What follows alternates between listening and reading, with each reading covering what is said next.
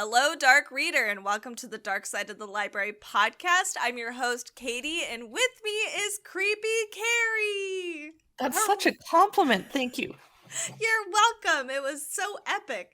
So today we are going to be talking about children's books that are coming out in November of 2022.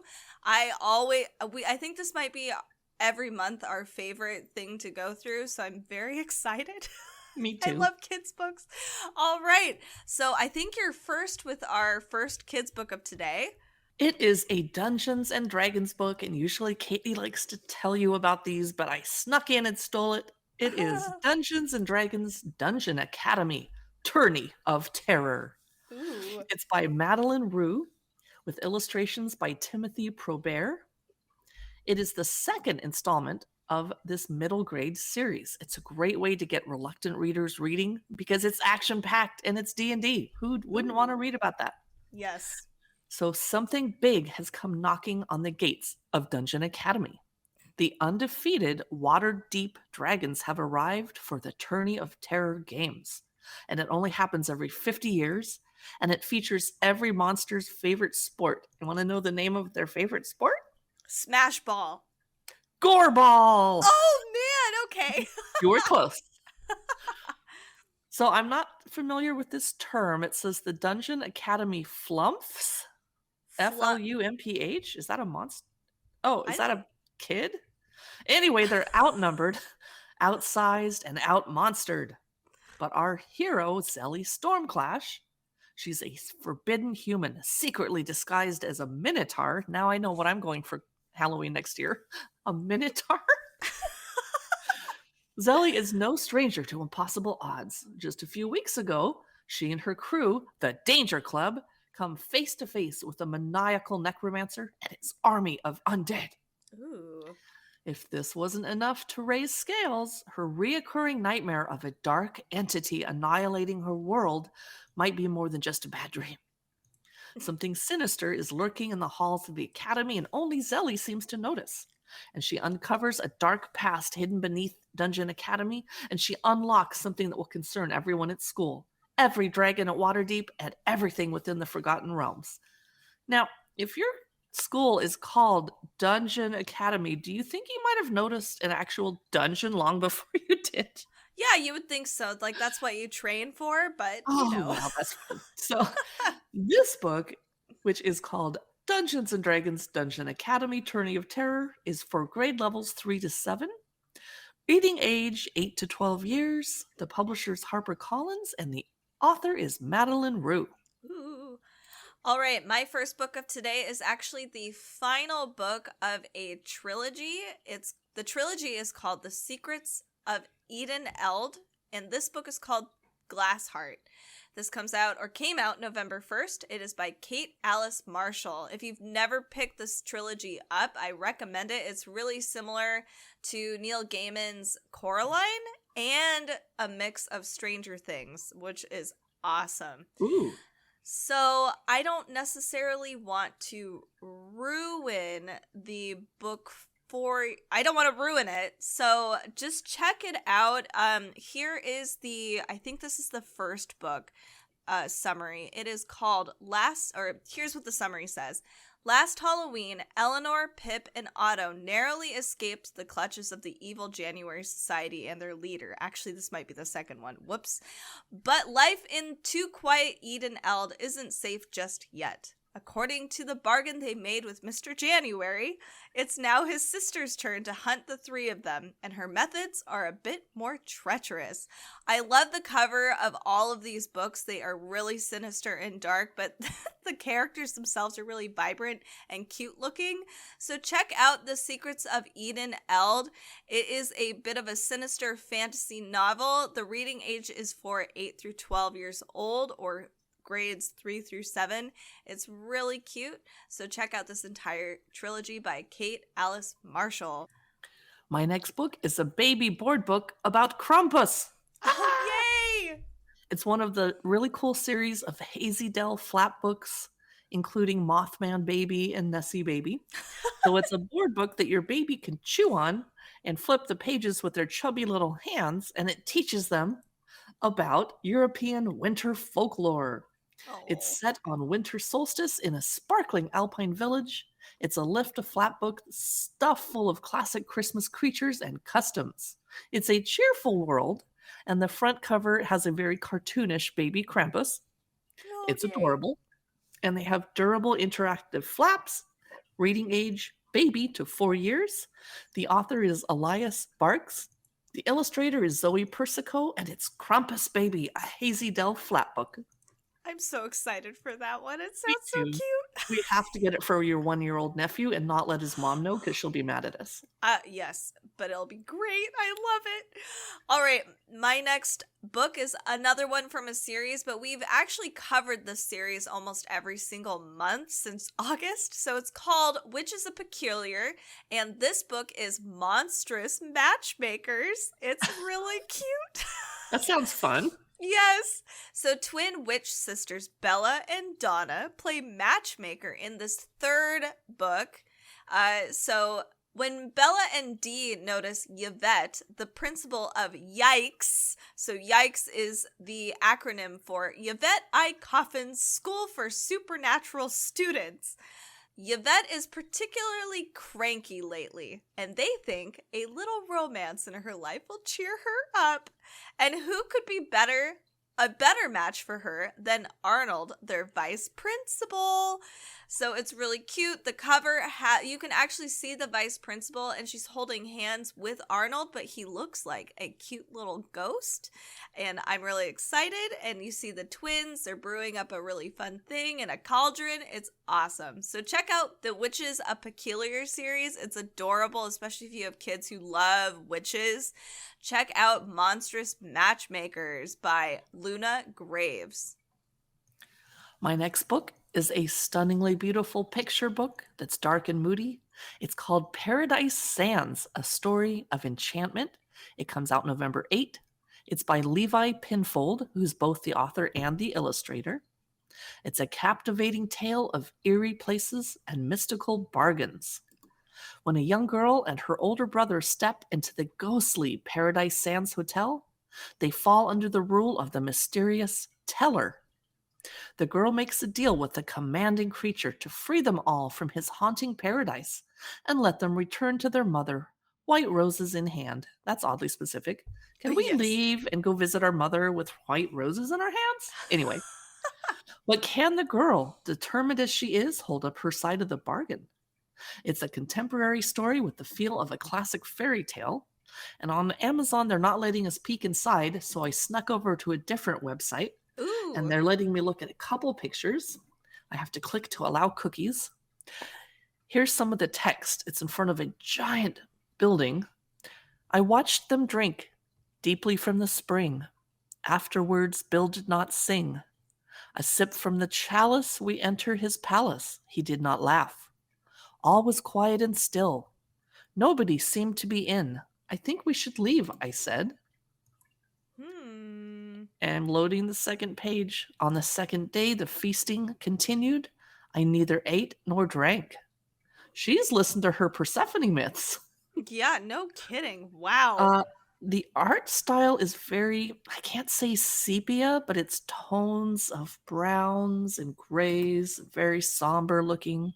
The little girl looks very depressed, which is why we like books like this. Right? We're goths. It happens. Yes. So that is Paradise Sands, a story of enchantment, and I'm definitely going to grab it because the artwork is amazing. That's awesome. I'm excited. My next book is more of a sci-fi dark book, which I am excited about. We don't get a lot of like space sci-fi dark books. It seems like we only get 2 a year, especially with kids' books. So this one is called Plotting the Stars from the Moongarden series. So it is also a STEM book. Centuries ago. Oh, sorry. This is by Michelle A. Berry, and this came out November 1st. Centuries ago, Earth's plants turned deadly, and humanity took to space to cultivate new homes. Myra is her first year at an elite school on the moon, and she's crumbling under pressure. She doesn't fit in, And worse, the tattoos that signal her number whisperer magic are not developing. This is so your kind of book. I know! It's really cool. So in her heart, she knows she doesn't have a career. I want to know what a career is. Creer. And soon everyone else will too. Wandering the halls while cutting class, she discovers a secret lab hidden behind one of the unused classrooms, and beyond that, a secret garden overflowing with plants. Yep, you're going to love it too. Good kind of plants or the bad kind of plants? They are dangerous, toxic plants. My favorite kind. I have them everywhere. As she learns more about the garden, Myra begins to wonder if she does have a career after all. One that died out when the Earth did. One that could help solve the food shortages the government doesn't want anyone to know about. So this is obviously kind of a re-envisioning of the Secret Garden, and this is for a newer generation. It's sci-fi, it's cool, it has a lot of STEAM themes. So check out Moongarden. It's going to be a series. This is Plotting the Stars by Michelle A. Berry. My next book is called Possess Me. It's a horror book for kids, grade level 4 to 7. The author is K.R. Alexander. It came out November 1st. All it says is, what a sight, what a fright. You've been warned. If you summon a spirit, it may want to go back to being human by living inside you. Oh, boy! It's another chilling tale from K.R. Alexander. Let's see what else they've written, since I can't see much about this book. They've written The Collector, The Collected, The Fear Zone, Dark Room, Speak for Me, and now Possess Me. The publisher of the Kindle version is Scholastic, and they only publish really awesome books, so that's a good sign. There's a little girl on the cover with glowing blue eyes. Oh, fun. Ooh, I like it. That is Possess Me by K.R. Alexander. All right, this next book that I have is called The Switch. It's by Roland Smith, and it's also by Scholastic Press. So it's a dystopic story. I'm excited. On the morning of Henry Ludd's 13th birthday, the power goes out. No phones, no news, and planes are literally falling out of the sky. Oh, boy. Yep. Henry's father was away from the family farm, and he has not returned. It's worrisome as people descend into lawlessness. 4 months later, the electricity still hasn't come back. While Henry's family is protected by their walled compound with wind turbines fueling their electricity, the rest of their area has suffered. Henry's father still has not been found. So determined to find him, Henry ventures out with a trading crew to the zoo where his dad was last seen. After the truck is hijacked and Henry is left behind, he's forced to travel alone through the unruly world of the Switch. But his journey home will lead him to cross paths with the people who took his dad and have been trying to take over his family's land and resources ever since. Interesting story. This is for reading ages 8 through 12 or grade level 3 through 7. It's called The Switch by Roland Smith. My next book is yet another Hazy Dell flap board book for babies. Yay! Oh, good. This one is Vampire Baby. Yay! This vampire is green with elf ears for whatever reason. Okay, yeah. And the Amazon preview is showing me who's at the castle on Halloween night. It's Vampire Baby in the candlelight. And then there's a skull with a rat climbing out of the eyes. Yay! Oh, cute! Who's behind the monster knitting a hat? A wrapped up mummy and a vampire bat. Oh my god, So, that's adorable. This is something that will be fun to read to your baby or your grandbaby if you're an elder goth like me. It is Vampire Baby, a Hazy Dell flat book by Elias Sparks with Zoe Persico illustrations. It comes out November 8th. The festive season, yay! Yay! my last book of today is called Welcome to Farrell, and it's going to be another series of books, but this is fun. It's actually a graphic novel series, and it's called Frights from Farrell. This one is published November 22 by Mark Fearing. How many kids will go missing before this town admits it's haunted? Farrell has everything a small town should have. Main Street, City Hall, a population just over 16,000. But Farrell also has secrets, mysteries, unexplained disappearances. In 5 spooky stories, an intrepid young resident invites readers to look a little closer at the scenic rural town. Are you game to investigate what's going on in Farrell? Yes. If you pay attention, I know, right? Like, what kind of question is this? If you pay attention, you might notice something where it shouldn't be. Be careful, though. Whatever you do, do not go into Mesner Mansion. Don't say we didn't warn you. This has a lot of humor. There's a lot of unsolved mysteries. It's got very fun art. This is for grade levels 3 through 7 or 8 through 12 years old. The publisher is Holiday House. It is Welcome to Farrell by Mark Fearing. I'm kind of scared to read it now because I live in a scenic rural town. Yes, you do. How pathetic would that be if I've been a lifelong horror reader and then I get really creeped out from a kid's book and can't continue reading it while I'm alone? It's kind of embarrassing. I would love that. That would be hilarious. It's the I'll admit it book. if it happens. Okay. My final book I'm about to tell you about, I just wanted to insert a brief plea for reviews. If you leave us a rating, a star rating, or a review on Apple Podcasts, if that's where you listen to us, it helps other dark readers find our podcast. We'd also love it if you would come visit us on Instagram and Facebook. We are at Dark Side of the Library. So my final book is Yetis Are the Worst. It's by Alex Willen. He's the author and illustrator. It's part of the Worst series. It's a picture book for ages 3 to 5.